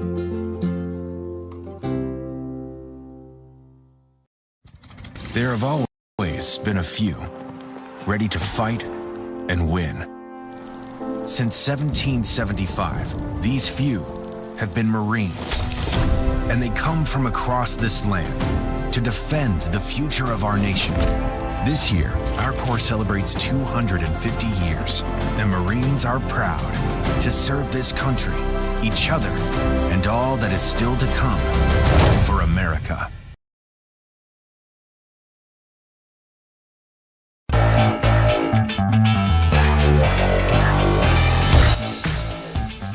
We are back, broadcasting live from the Hesselson studio here on Marcus Street in Corning. Let's go to some viewer comments. Don't get worked up about CNN. There's a reason we call them See No News. That's right. I know. Ken writes in, CNN will never be embarrassed for checking out a conservative journalist. They know that the sheeple who dutifully watch expect them to bring the MAGA lies into the light. I agree. No, I agree. It's just ironic that that piece was more about Shirley than it was about the fraud in Minnesota. Comment from a different viewer, from Mark. He says, I saw a clip with a neighbor of one of the so-called daycares that they said there was never anyone there, and that now they're saying the kids are there from 2 p.m. until 10 a.m. or 2 p.m. till 10 p.m. Act totally bogus. Kids at school at 10 p.m. What a lie. Yeah, that was interesting. We talked a little bit about it yesterday on the program, but where the neighbors definitely said there's no one ever there. Well, on Monday, they kind of shipped kids in, so it looked like a bustling daycare. They were called out on that, too, and I'll tell you about that in just a second. But, yeah, normally it's empty. And that's what their argument was, that they were open from 2 p.m. until 10 p.m. Well, the misspelled, and that's the Leering Center, the one where learning was misspelled. The misspelled daycare at the center of the viral outrage over Somali community's multi-billion-dollar fraud scandal shut down last week. Well, how could that be? They were in that video where the parking lot was full. Well, that's according to the head of Minnesota's Child Services Department. So they are saying that the head of the Minnesota Child Services Department claimed Monday that the Leering Center was closed. At the same time that the owners of the facility put on a dog and pony show to demonstrate that it was really a working daycare and not a front. Tiki Brown, commissioner of Minnesota's Department of Children, Youth, and Families, told reporters that her staff found no evidence of fraud at any of the daycares highlighted by Nick Shirley. She stated that the Quality Leering Center had closed. Apparently, the owners of the site, which had gotten up to $4 million in taxpayer funds and racked up dozens of inspection violations, didn't get the memo. At least 20 kids were seen entering the Quality Leering Center Monday afternoon after being bussed in. One employee shouted down the post's attempt to ask questions. The daycare said it's open Monday through Thursday, which is another weird thing, Monday through Thursday. Why not Friday? Or because of the late hours, 2 to 10 p.m., maybe Sunday? I don't know why that's weird. And the owner's son, Ibrahim Ali, showed up Monday to claim all the allegations were a big misunderstanding. He said at the time, do you go to a coffee shop at 11 p.m. and say, hey, they're not working? But a local resident, to Mark's point, said, we've never seen kids go in there until today. The parking lot is empty all the time, and I was under the impression that that place is permanently closed. The unfortunate typo at the center's exterior signage, which the owner blamed on a graphic design snafu, became an instant meme. Well, that was finally fixed yesterday, to include the proper spelling. After Brown's comments, the Minnesota Child Services Department later sent around a correction, noting Quality Leering Center had initially notified state regulators it was closing, but ultimately decided to stay open. Now, this wouldn't be the first time that a daycare connected to the Somali community conjured up kids for the cameras. A shocking video unearthed in a 2018 state fraud case showed Somali parents in Minnesota dropping children off at a daycare facility, checking them in, and then leaving with those children moments later. Investigators said the ruse was so that providers could bill the state for full days of care for children who didn't actually attend. The alleged phony daycare center also gave kickbacks to the parents involved. There's other examples of this, but of course the Leering Center is the most glaring example that they're latching onto, maybe just because of typo, but clearly something is amiss here. And the independent journalist, Nick Shirley, who we keep talking about, and his researcher, whose name's David, returned to the Quality Learning Center on Tuesday dressed in a sweatshirt emblazoned with 1-800-FRAUD. Following the release of his viral video. At the site, David also told reporters he had filed a criminal complaint against Minnesota Governor Tim Walz related to the alleged widespread fraud. In a post shared on X, Shirley and David are also shown during the visit standing outside the facility in matching sweatshirts. Shirley captioned the post, "We are out here leering and stopping fraud." So he has filed criminal complaint against Walz over the daycare fraud allegations.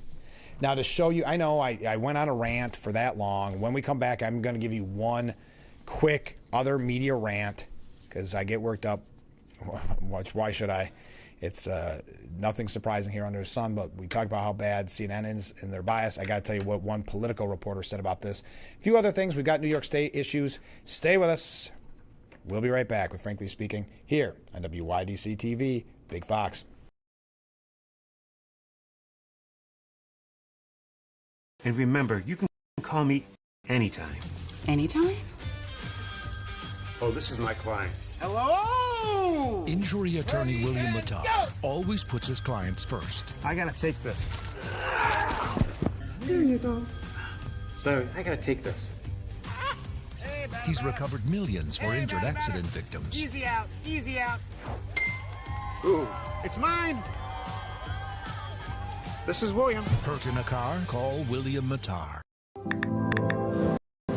You can just keep watching and scrolling. and the world will still feel like it's falling apart. Widespread missile attack. Highest hospitalization. Also evacuation in the West. Performing forced labor. Or you can take action by joining a movement that's creating real and lasting change instead.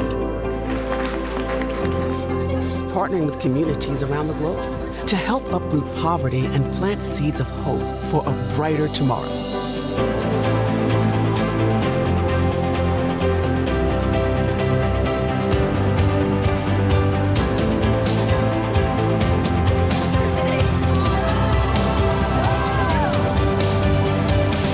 Because at World Vision, we believe that no situation is hopeless. Join a movement that's changing the world for good. Being a boy, well, I don't know anything different.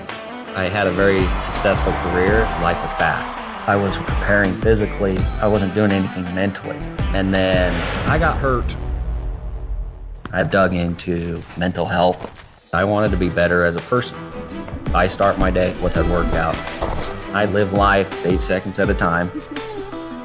Find a place to stop and just breathe. Love your mind.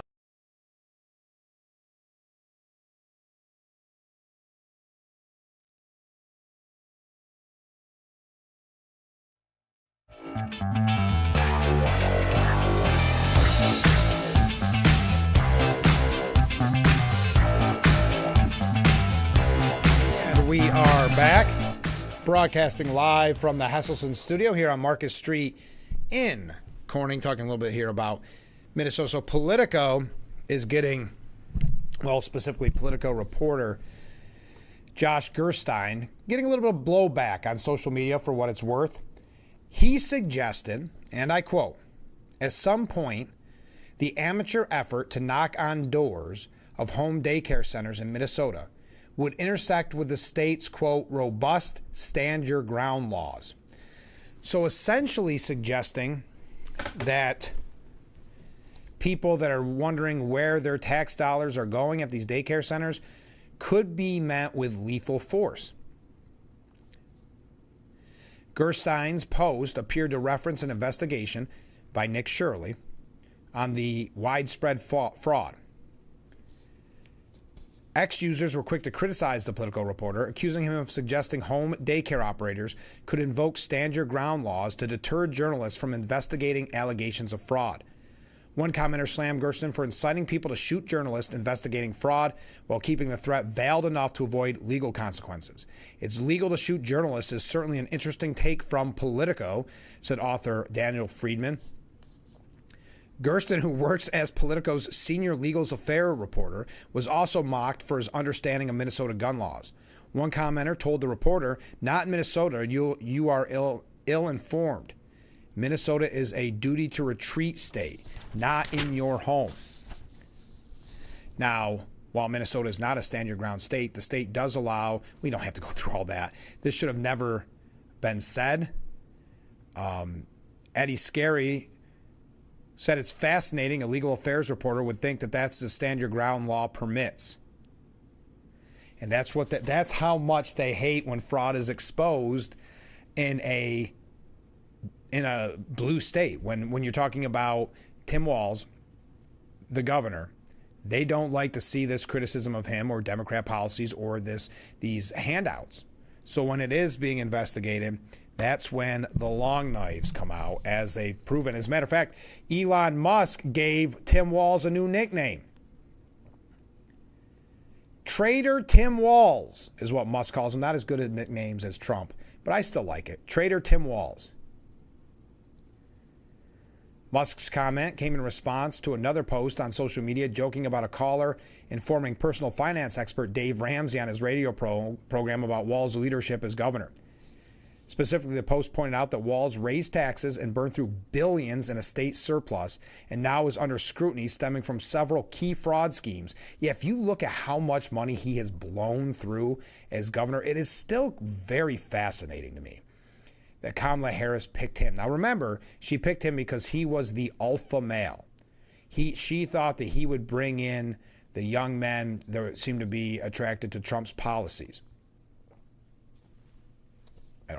That's what she said. I mean, I'm paraphrasing, of course, a little bit. But it's amazing with the opposition research that you do to make sure that you're picking the right candidate. If this wasn't more prevalent, I mean, he bragged about it on the debate against Vance. But also just how much money he blew through as governor. So anyway, that's what Musk is calling him. Traitor Tim Walz. But the New York Post has an interesting take on this before we move along. And feel free to weigh in on any of this. I know we're talking quite a while about Minnesota, but I think it's obviously worth it. Because, well, number one, just to see how the media and the left is handling this. They're not sure how to handle it because it does, well, originally, if you see CNN, they're blaming it on an escalation with the feds or something. I'm not really sure how you get to that, but I know that they try to suggest that every state is being taken over by Trump or whatever the case may be. But it's important to see how the media covers it. But it's also important to learn about, because don't think for a moment there isn't a lot of waste, fraud, and corruption going on right here in deep blue New York. But what the Post says is Minnesota wasn't the only place where scammers swiped billions from taxpayers. Turns out the Biden Department of Housing and Urban Development rushed $5 billion in rental assistance to ineligible tenants, including dead ones, and others with non-conforming Social Security numbers. The more government shells out, the more they get ripped off. A new audit report from HUD's Inspector General notes, practically as an aside, that more than 200,000 tenants with eligibility issues, is how they put it, were granted $4.3 billion in questionable payments through non-federal housing providers. These payments added up to more than 1/4 of the $16 billion committed to rental assistance to non-federal parties.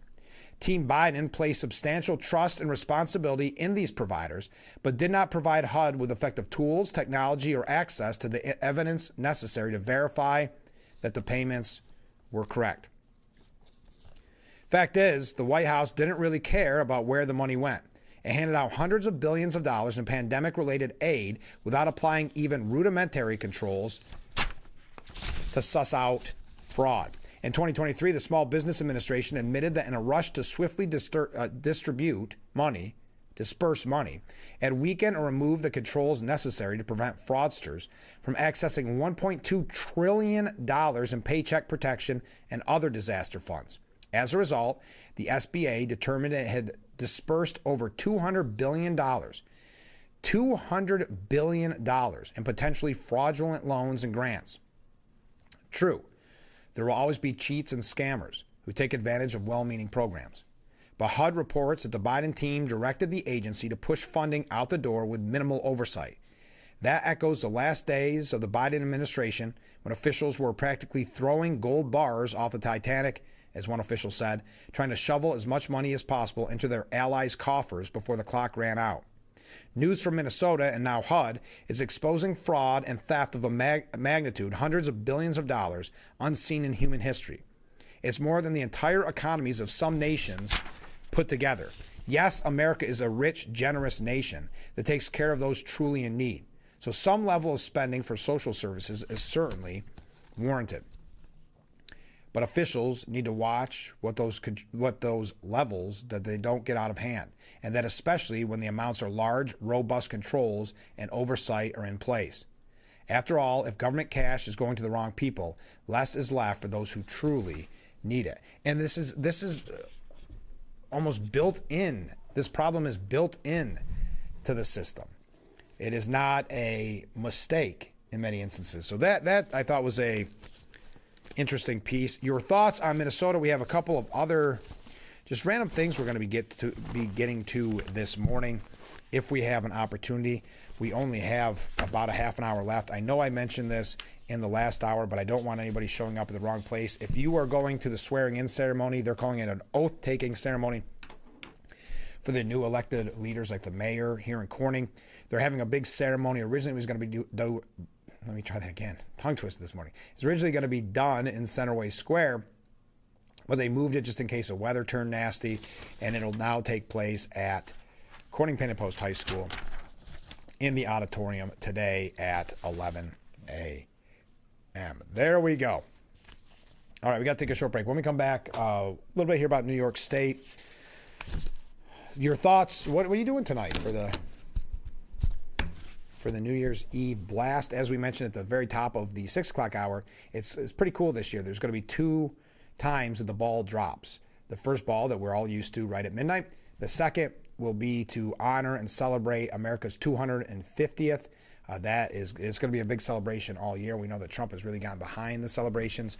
So this is an instance where they're going to have a second one that is red, white, and blue that goes down to celebrate the 250th anniversary of the signing of the Declaration of Independence. And there'll be fireworks, confetti, and God Bless America, the Ray Charles version. So I wanted to highlight that in case you missed our announcement about that earlier, because you don't want to miss that. Hopefully every outlet showed what will be a very touching moment. All right, stay with us. We'll be right back. Feel free to weigh in on Minnesota on any of the issues of the day, and we'll be right back with Frankly Speaking here on WYDC TV. Big Fox. How late am I running? Okay, there we go.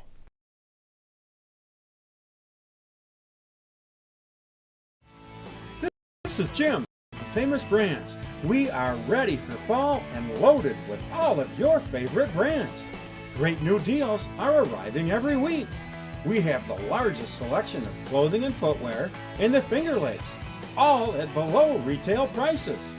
Famous Brands, downtown Watkins Glen, where you're always looking good for less.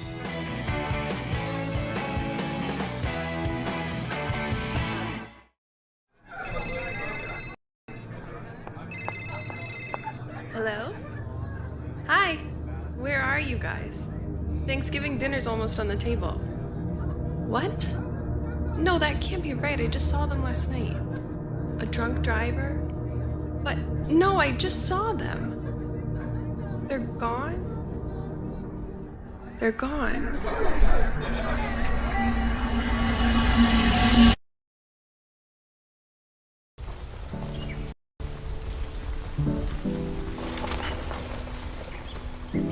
Sophia A., grade 4, absent, because transportation was absent. Julio M., grade 6, absent, because Wi-Fi was absent. Maria J., grade 12, absent, because childcare for siblings was absent. Jacob O., grade 12, absent, because housing was absent. Aisha S., Olivia H., Darren L., Cole W., Preston L., absent. Absent. Absent. Because healthcare, anti-bullying, Mental health support was absent. We're calling roll on the 15 million absent students. Their reasons why are very real. And yet the solution is a present, caring adult to help them along their path. When communities and schools is present, 99% of our students are present and ready to learn.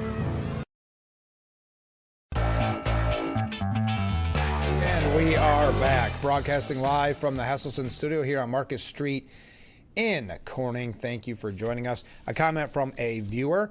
Billions here, billions there, billions everywhere. It tells us just how incredibly overtaxed we are. Yes, and how much we're very willing to get into even more debt, right? That is never even a concern. One thing, I know we wrapped up kind of our Minnesota discussion. We're going to talk about New York here in just a moment. There is something really interesting that I'm just trying to see if there's any updates to make sure that I bring you the late breaking news. Listen to this. And this is kind of being brought back to light because of the child care scandal. A controversial Minnesota election policy that allows a single registered voter to, quote, vouch for up to 8 people seeking same-day registration is now under fire. Should have been under fire from the moment it was suggested. Under Minnesota law, the registered voter must go with the person or people they are vouching for to the polling place and sign an oath verifying their address. Quote, a registered voter from your precinct can go with you to the polling place to sign an oath confirming your address. This is known as vouching. A registered voter can vouch for up to 8 voters. Those being vouched for still must provide at least one form of identity verification, which includes a valid Minnesota driver's license or learner's permit, a receipt for them, or a tribal identification card that includes a photo and signature according to the rules. Think of how this... Oh, critics have noted that Tim Walz's 2023 driver's license for all bill allows people to obtain licenses regardless of immigration status. Licenses carrying no marking indicating citizenship despite being regularly used to vote, register to vote. As Elon Musk said, this was made for fraud. So think of that. I can say, okay, I'll vouch for these 8 people. They have a driver's license because of Tim Walz's driver's license for all that may have no information about their immigration status, and they're going to now be able to vote. That's 8 extra votes. That is that is something to keep in mind. Okay. Oh, I see a lot of comments coming in. We will get to those comments here after the next segment. Keep them coming in because we're getting ready to wrap up today's edition. But think of that. If the scandal with the daycare rose to this kind of level when we're talking cash, imagine what that means for voting. Right? Okay. I wanted to mention one thing about Bruce Blakeman, which is probably going to be a consistent update if he's in the news. Yesterday, we had a positive story about Bruce Blakeman. And by the way, if you want to hear Hornell Mayor John Buckley and myself discuss Bruce Blakeman on the show The Pulse on WLEA, please join us on Saturday and Sunday at 1 o'clock. We're going to be talking about Blakeman and Stefanik. We'll take a look back at the first year of Trump's second term, do a little report card action. So that will be on Saturday and Sunday at 1 o'clock. And I look forward to being on WLEA, and I always look forward to being on The Pulse with Mayor Buckley. Bruce Blakeman. The New York Post editorial board says if pandering to public worker unions is Bruce Blakeman's idea of how he's going to beat Governor Hochul next year, expect her to win in a blowout. I already am. I'm already expecting that. Yeah, he's doing this this moderate thing, and I know I always point to this for numerous times throughout the year, but it reminds me of Romney, McCain, that idea that we need to be more moderate if we're going to win in New York State. So, and I'm not trying to knock any of the past gubernatorial candidates. I'm just saying at the national level, let's do it that way. Because I don't want to, I've interviewed most of them since I was on the radio, and now on TV we'll probably interview Blakeman, if I'm being honest. But this idea of being moderate, he's already bragging about the fact that he's pro-choice, which is fine if that's his belief, pro-choice. But where he has to win the biggest is upstate New York. And he just lost a lot of people in conservative upstate New York by bragging about that. Now he's pandering to public workers unions, specifically the subway union, to try to get more votes. The Nassau County exec just blasted Hochul for vetoing a transport workers union pushed bill that requires 2 operators on every subway train, even if advancing technology means only 1, or maybe even at some point none, are needed. The hardworking men and women of New York State have been at a disadvantage because they've had a state government that doesn't understand their needs. Blakeman pontificated to the Post about the veto. The Republican vowed to work alongside union leaders and ensure that every worker earns good pay and benefits, and even claimed New York can afford to pay them more. What? This is how you're running as a Republican. TWU members already get excellent pay and benefits compared to their counterparts in other cities. Besides, Albany faces tens of billions in budget gaps over the next few years. The MTA's own budget woes are awful too. How can government afford to pay workers more, let alone employ unneeded crewmen? Where would the money come from? More taxes? Another fare hike? Higher congestion tolls? Bruce? Blakeman blusters of getting the cash by paying less for illegal immigrants, but that hardly seems to cover what would be needed. And it would balloon the budget for years with increased salary and pension costs. Most New York City subway trains already have 2-person crews. I know this is a little New York City centric, but we've got to, it's early, not really, it's really actually late, but it's early in learning about Blakeman, and we've got to learn more. Most subway trains already have 2-person crews, even when only 1 person at most is needed. NYU Marin Institute researchers, we don't need to get into specifics, But Blakeman would take the issue off the table completely and force two-person crews by law, even if the union would agree to one person in exchange for, say, a larger pay hike. By the way, not only would one-person trains save money, they'd also allow the MTA to run trains more frequently, so commuters would benefit too. Kudos to Hochul for vetoing the bill. Truth is, both she and Blakeman should be demanding more one-person trains, not codifying feather bending. Blakeman needs to realize that governors represent all the people, not just special interests. That's lesson number one if he really wants a job. I still question whether or not he really wants a job. I don't know. I'm not going to keep beating a dead horse here.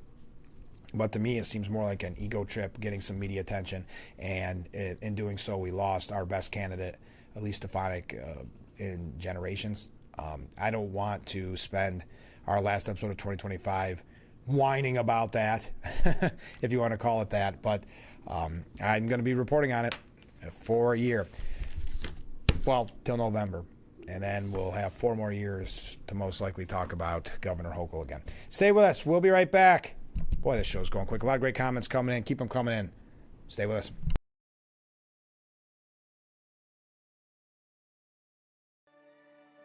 Everyone knows William Attar. Everyone knows James Cook. But what you probably don't know is that they bonded when Bill suggested to let James cook.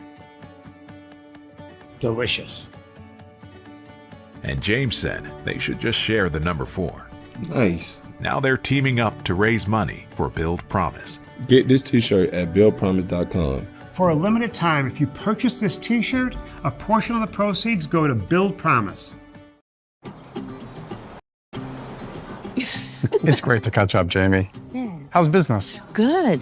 Are you up to speed with the new beneficial ownership reporting requirements? Sort of. What's it about? It's a new initiative to help fight crimes like money laundering, fraud, and drug trafficking. A lot of small businesses like ours just have to report some basic info to the federal government about the real people behind them. Does that include my cafe? There are some exemptions for certain companies, but don't worry. There's lots of guidance on the government's website about who needs to file. Check out fincen.gov/BOI. Filing is easy and free. It took me less than 20 minutes. Looks like I do have to file. Thanks, Jamie. It's great having a supportive business community. Reporting beneficial ownership information helps protect U.S. national security. Filing is quick, secure, and free. And it's the law. Learn more at fincen.gov/BOI.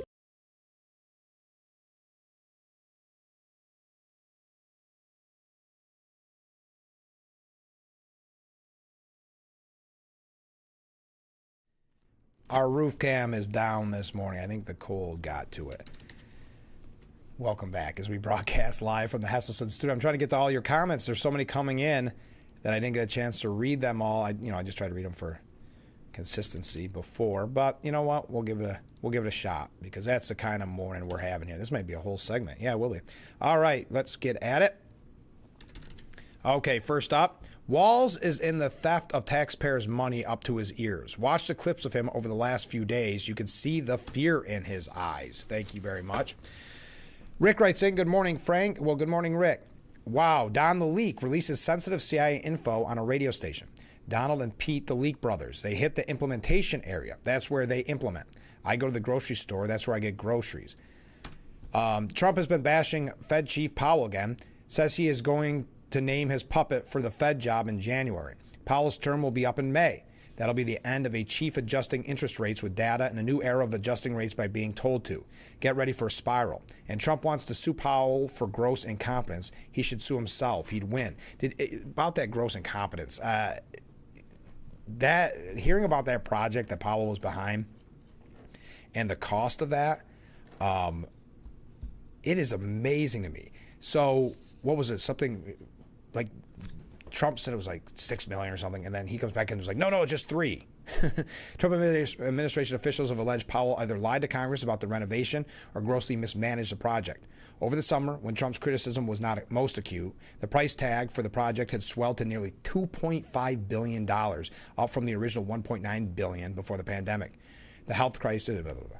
Trump toured the renovation over the summer, but the visit proved surprisingly cordial, with Trump saying he wouldn't fire Powell and wanted the project to continue. At one point, Powell held his ground and fact-checked Trump's comments that the renovation had cost more than $3 billion. No, it was only $3 billion. Don, that is gross incompetence. I mean, that's our money. That's so amazing to me. Anyway, we don't have to get into that. I didn't mean to go on a tangent on what Rick said. Rick also continues, I heard something troubling news. Many performers are canceling shows at the Trump Kennedy Center. Rumor has it something happened there recently to drive this behavior. I got nothing, Rick. Yeah, I guess at the end of the day, if they're making a name for themselves. They'll probably get a lot of more. They said they're going to lose money, but it was invigorating to go after Trump. That one group said. The one guy said, apparently, we're doing this. He sounded like he still wanted the job. But they know it's a business move. Do you know how many far left performing arts centers they'll be performing at because they went after Trump? I mean, to be honest with you, smart financial decision. They say they're going to lose money. They'll make a lot more because they'll be playing even rinky-dink places that wouldn't normally have them there, but so that everybody can do their virtue signaling and prove that they hate Trump the most. Okay, Ken writes in, the Democrats knew that the Trump administration, especially Musk and Doge, were going to crack down on much of the Dems' money laundering operations that put money into their pockets and the pockets of their cronies. So they had to make one last push so they could stem the tide until such time that they were able to get back in power and get the gravy train back on the tracks. Thank you, Ken. Mark writes in, I believe if it concludes that Tim Walz is a part of the scheme, the Dems will quietly back away from him. They don't want bad publicity. Ooh, I don't know. They're circling the wagons right now, but we'll see. And finally, Sergeant Dave writes, have a great 2026. Well, thank you, Sergeant Dave. I hope you have a great 2026 as well. Did you realize, before we go to break, I know we haven't talked about this in a while, but it just hit me. We're just about a month away from another potential government shutdown. It kind of snuck up on us here. January 30th is the deadline. So far, lawmakers have passed only 3 of the 12 appropriation bills needed to fund the government. They must pass the remaining 9 bills or enact a temporary stopgap measure to keep the rest of the government running past the end of January. If not, another shutdown is on the table. I wonder what Democrats will do on this, because last time it was, I mean, in their view, a huge failure. You had all those days with ending up getting nothing out of it. Will they continue? Maybe will be another fight about Affordable Care Act, Obamacare. So January 30th deadline. That maybe we may have a month before we usher in the new year with a lot to talk about. Got a couple other things to wrap up today's edition. Get those last second comments in for the year 2025 so I can read them before our next episode in 2026. So stay with us. We'll be right back after this.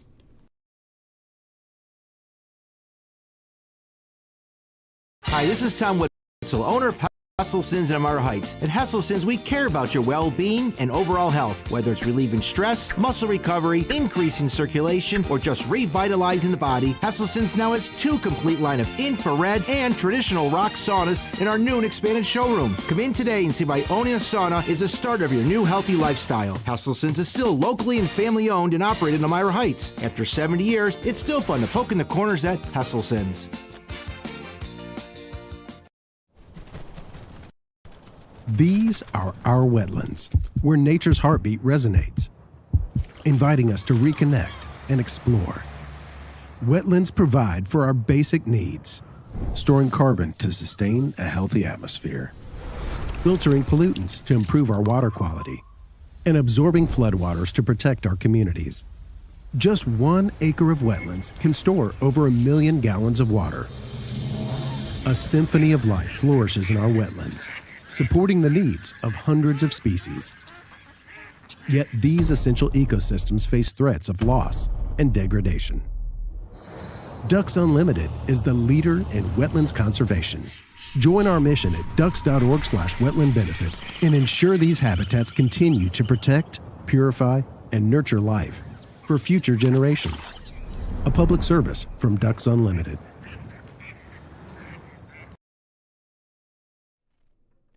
And we are back, broadcasting live from the Hesselson studio here on Marcus Street in Corning, wrapping up today's edition of Frankly Speaking. A couple comments.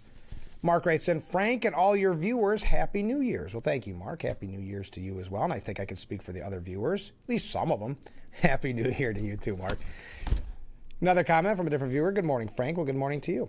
And thank you for keeping us informed and letting us vent this past year, and looking forward to corresponding with you next year. The same goes here. I look forward to our corresponding next year, and I look forward to 2026 and spending it all with you. Hey, remember how we mentioned that Zohran Mamdani is going to be sworn in by Bernie Sanders?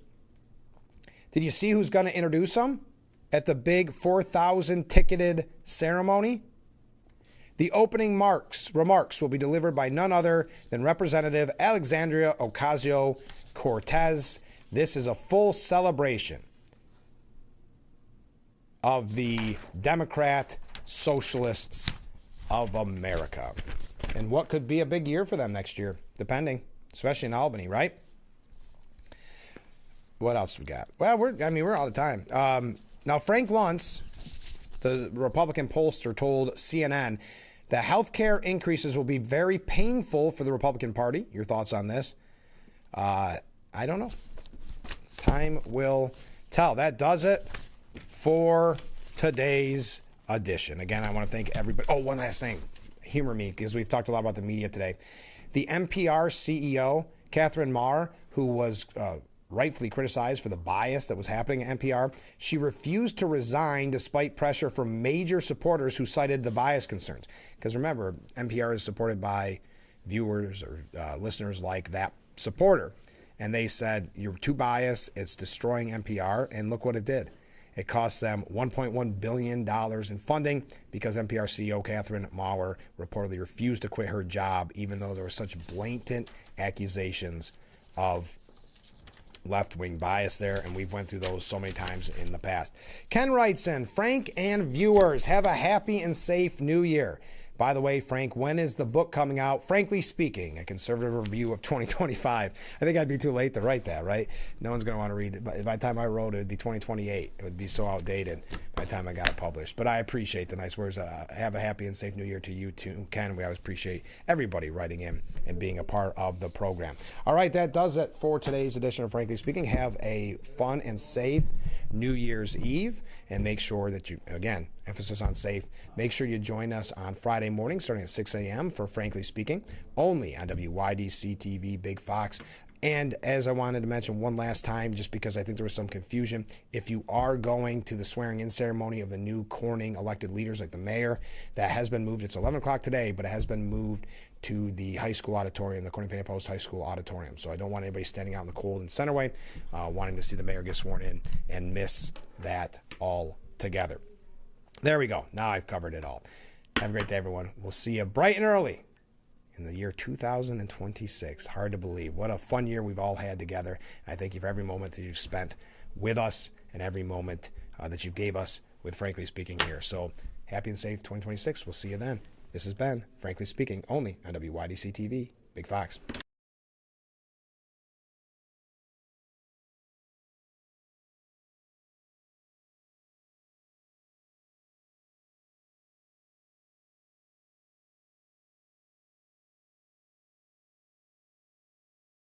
Your tap water is delicious. I know, right? It's this Culligan Smart drinking water system. What do you think is going on in there? I'm smelling a touch of chlorine. Yeah, I'm detecting some PFAS. I'm also getting notes of lead. Perfection. Sending it up. Here we go. Certified to reduce more than 70 contaminants. It's like having your own team of water experts. See the smart difference at Culligan.com.